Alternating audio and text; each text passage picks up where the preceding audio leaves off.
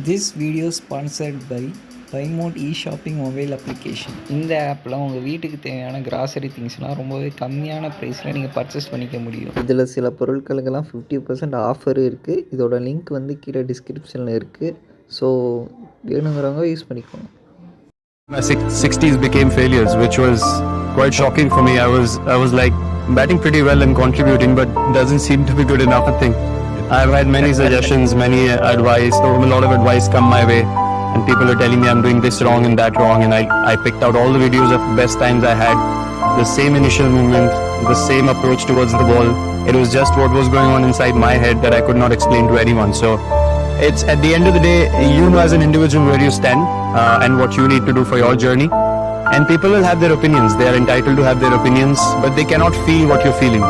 So I have felt these last few months in a very, very different way, which is a very, very special time in my life, because I'm very grateful for that time actually, because my perspective had to change for me to move forward in life, not just in cricket. So I feel blessed about that time, that I was able to sit back, really accept things, really go absolutely to the bottom. I can't really pinpoint anything to anyone. As I said, God has blessed me with a lot of good times in the past, and that's why I'm in this position where these things can be spoken about. I'm not saying that, I feel an inflated sense of ego standing here saying I have created this. It's just happened to me, and I have absolute no shame in admitting that God is blessing us all with everything that's in our destiny, and we just have to work hard. So time away from the game really gave me a good chance to sit back and observe a lot of things about me. So I went back to the drawing board, as I mentioned, came back fresh, came back excited.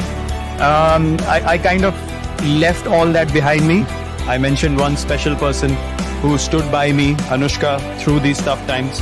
And I mentioned her because she's seen the absolute raw side of me throughout all these months that have gone by, which have been very tough, to be honest.